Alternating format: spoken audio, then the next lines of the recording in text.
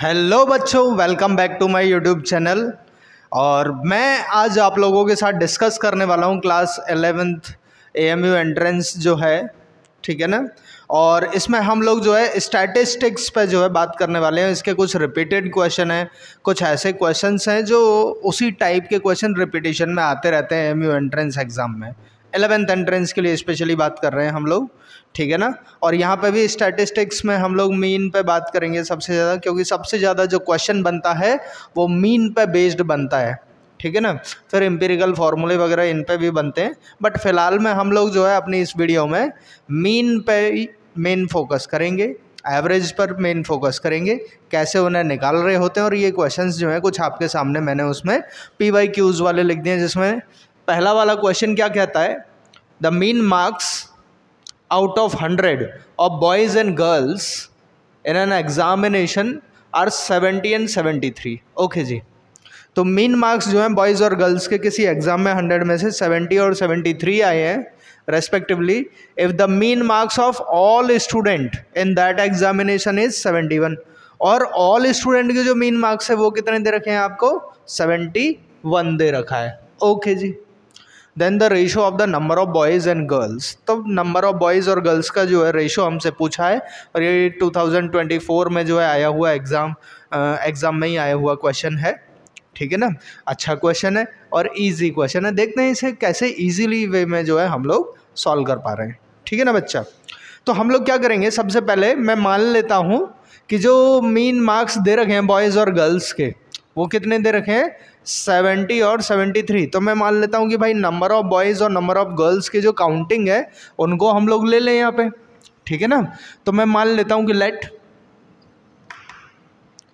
Number of boys is equal to X और number of girls जो हैं is equal to Y, ठीक है ना। और उनका मीन कितना दे रहेगा, मीन ऑफ बॉयज़ दे रहेगा 70। देखो पहले तो मीन के बारे में हमें आइडिया होना चाहिए। मीन कैसे निकालते थे हम लोग वहाँ पे बोलते थे sum of all observation upon total number of observations, ठीक है ना, ऐसे ही निकालते थे। लोग ये मान लेते हैं कि बॉयज़ जो हैं X बॉयज़ हैं, इनके मार्क्सों का जो सम है वो A है, ठीक है ना। तो यहाँ पे हम लोग ऐसा लिख सकते हैं sum of marks of boys is equal to A, और दूसरे में हम लोग ऐसे ही लिख देते हैं sum of marks of girls is equal to B। अब मीन का फॉर्मूला क्या होता था हम लोग के लिए, मीन का फॉर्मूला होता था सम ऑफ ऑल ऑब्जर्वेशंस। तो सम कितना आया है A upon total number of observation X, और मीन कितना दे रखा था बॉयज़ के लिए 70। तो A इज इक्वल टू कितना आया 70X। सेम अगर मैं B निकालना चाहूँगा तो वो B के लिए मीन कितना है 73, तो हम लोग डायरेक्टली लिख सकते हैं B is equal to 73Y, ठीक है ना। तो सम, टोटल सम अगर मुझे निकालना है, टोटल सम, तो वो कितना हो जाएगा 70X plus 73Y। Total sum इतना आ गया। टोटल स्ट्रेंथ कितनी है, total students is equal to X boys थे Y गर्ल्स थी, तो इतने स्टूडेंट हो गए। तो total sum upon total counting, इन दोनों का ही जो रेशो है वो इसने बोला है 71, क्योंकि ओवरऑल पूरी सारे बच्चों का जो मीन देगा वो 71 है, ठीक है ना। तो इसका मतलब इन दोनों का जो रेशो वो कितना आ जाएगा, देखो 70X plus 73Y upon X plus Y is equal to दे रखा है आपको 71। इसको उधर क्रॉस मल्टीप्लाई करूंगा मैं, तो ये मिलेगा मेरे को कितना 70X plus 73Y is equal to 71X plus 71Y, ठीक है ना। तो क्या करेंगे, 71Y वाले को इधर ले जाओ, 70 वाले को उधर ले जाओ। तो 73 माइनस 71 करूँगा तो 2Y is equal to 71 minus 70 करूँगा तो 1X। और हमसे पूछा क्या है, नंबर ऑफ बॉयज़ और गर्ल्स का रेशो। तो भाई बॉयज़ थे X, गर्ल्स थी Y, तो X रेशो Y आपसे पूछ रहा है, तो ये आ जाएगा 2:1। नहीं आ जाएगा, ठीक है ना। तो ऐसे करके जो है ये अपना आंसर आ जाएगा। मुझे लग रहा है पहला वाला क्वेश्चन ठीक है, समझ में आ गया होगा, ईजी है, हमें कुछ नहीं करना है, बस मीन वाला जो फार्मूला था वो वाला फार्मूला लगा दिया हमने, sum of all observation upon total number of observations. चलिए क्वेश्चन नंबर 2 को देखते हैं। क्वेश्चन नंबर 2 क्या कह रहा है, वो कह रहा है the arithmetic mean of numbers x1 x2 ऐसे करके n नंबर्स हैं और उन सब का अर्थमेटिक मीन दे रखा है a। एक एक लाइन पढ़ते जाओ, उसे सॉल्व करते जाओ, पढ़त खोलेंगे तो जल्दी से जो है मतलब आसानी से जो है खुल जाएगा, एक साथ पूरा करने की कोशिश करेंगे तो नहीं होता है, ठीक है ना। तो भाई मैं यहाँ पे क्या कर रहा हूँ, x1 प्लस x2 प्लस ऐसे करके xn तक अपने नंबर्स हैं और ओवरऑल n नंबर्स थे और इनका मीन जो है ये दे रखा है आपको a, ठीक है ना। तो यहाँ से मैं ये कर सकता हूँ कि x1 plus x2 plus dot dot dot plus xn is equal to अपन लोग बोल सकते हैं n टाइम्स ऑफ a। कोई प्रॉब्लम वाली बात नहीं है यहाँ तक। अब क्या कह रहा है, if xn is replaced by n plus 1 xn को रिप्लेस कर दिया है n प्लस 1 xn से, तो न्यू एवरेज जो होगा ये बताना है हमें। चलिए इसको देखते हैं। अब तो हमें ये पता है यहाँ से कि x1 प्लस x2 प्लस ऐसे ही यहाँ पे जो है क्या नाम है ये डॉट डॉट डॉट xn को रिप्लेस किया गया है n प्लस 1 इंटू xn तक। नीचे n नंबर्स थे, इससे जस्ट पहली वाली जो टर्म होगी यहाँ पे पहली वाली टर्म भी लिख देता हूँ मैं, तो ये आ जाएगा क्या आपका जो है x n माइनस 1 तक जाएगा plus n plus 1 into xn, ठीक है ना। अब देखो यहाँ से xn तक का जो सम था वो na था, ठीक है ना, और यहाँ पे xn से जस्ट पहली वाली टर्म की बात कर रहा है, तो इससे जस्ट पहली वाली टर्म है मतलब xn आपका इधर आ चुका है, ठीक है ना भाई। तो यहाँ पे मैं क्या कर दूंगा कि ये x1 plus x2 plus dot dot dot plus xn जो है n माइनस 1, इसकी जगह पे मैं लिखूंगा na माइनस xn, क्योंकि ये xn वहाँ चली गई, एक टर्म गायब हो गई यहाँ से, ठीक है ना। तो ये चीज़ मुझे यहाँ से जो है ये क्लियर हो रही है, तो मैं यहाँ पे यही रख दूंगा, तो ये बनेगा na minus xn plus n plus 1 into xn, और टोटल के अपॉन में n चल ही रहा है, तो ये मिलेगा कितना na minus xn plus n into xn plus xn, और टोटल के अपॉन में आ जाएगा n। इस xn से ये xn कैंसिल आउट होगा और क्या मिलेगा मेरे को na ये nxn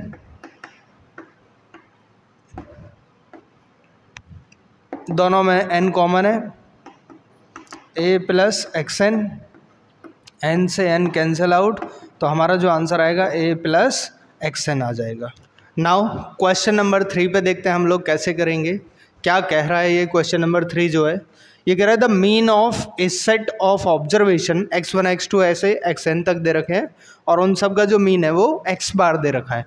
मतलब हम ये लिख सकते हैं यहाँ पे कि x बार जो है वो x1 plus x2 plus dot dot dot xn तक ओवरऑल डिवाइडेड बाई n, ठीक है ना, और ये पूरा मामला दे रखा है x बार के इक्वल, ठीक है। If each observation is divided by alpha and then increase by a, then new mean is. तो जो नया मीन होता है ना हमारा, वो डिपेंड करता है कि हम इन हर एक ऑब्जर्वेशन के साथ क्या कर रहे हैं। जो भी मैं इस ऑब्जर्वेशन के साथ करूँगा, सारी टर्म्स में हर एक ऑब्जर्वेशन के साथ मैं जो भी कुछ करूँगा वही हमारे मीन के साथ भी होता है, ठीक है। जैसे मैं किसी नंबर से एक पर्टिकुलर नंबर 2 मान लिया मैंने, और मैं जो है इस सारी ऑब्जर्वेशन को 2 से डिवाइड कर दूँ, x1/2 plus x2/2 plus x3/3 ऐसे करके xn/2, ये सब कर दिया मैंने, ठीक है ना। 2 से डिवाइड कर रहा हूँ तो मीन भी क्या होगा, 2 से डिवाइड हो जाएगा, ठीक। तो इसने क्या बोला है, इसने ये बोला है कि हर एक ऑब्जर्वेशन को अगर मैं अल्फ़ा से डिवाइड करूं तो मुझे ये पता चल गया कि जो मेरा मीन है इसको मुझे अल्फ़ा से डिवाइड करना है। फिर बोला and then increased by small a, तो फिर मेरे को ये भी पता चल गया कि स्मॉल ए से इंक्रीज भी करना है, तो यही तो मिला अपना न्यू मीन जो होगा, this is our new mean. तो कुछ क्वेश्चन ऐसे होंगे जिसे आपको सॉल्व नहीं करना है, डायरेक्टली जो है दिमाग में रखना है ऐसी चीज़ों के लिए, ठीक है, और डायरेक्टली इसका आंसर कर देना है। तो ये थर्ड वाला क्वेश्चन भी आपकी समझ में आ गया होगा। क्वेश्चन नंबर 4 देखते हैं क्या कहता है ये क्वेश्चन जो है। ये कह रहा है the mean weight of 150 students, मतलब मान लेते 150 स्टूडेंट है और उन सब का जो मीन वेट है वो कितना दे रखा है आपको, 60 किलोग्राम, ठीक है ना।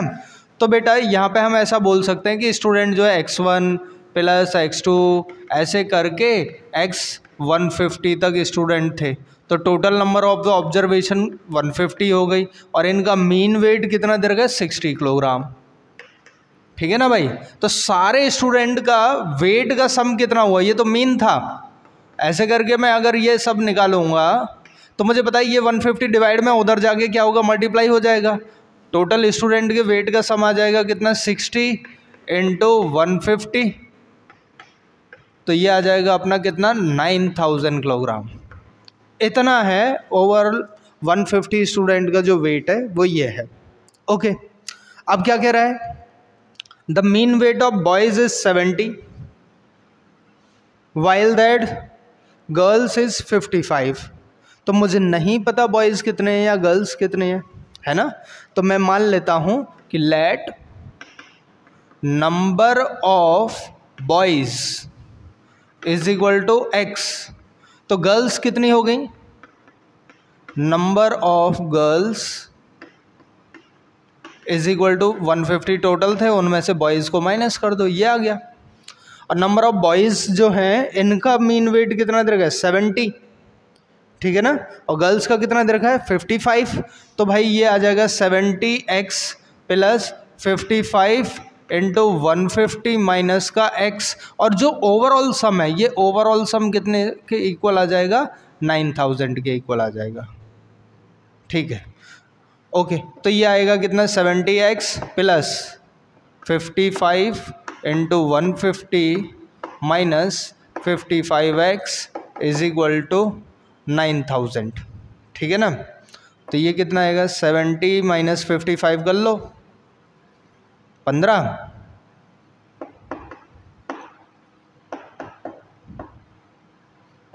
माइनस इसका और इसका मल्टीप्लाई कर लो, 8250, तो 15x इज इक्वल टू, इसे माइनस करेंगे तो यहाँ 0 आएगा, ठीक है ना, 750 आ जाएगा यहाँ पे, 750।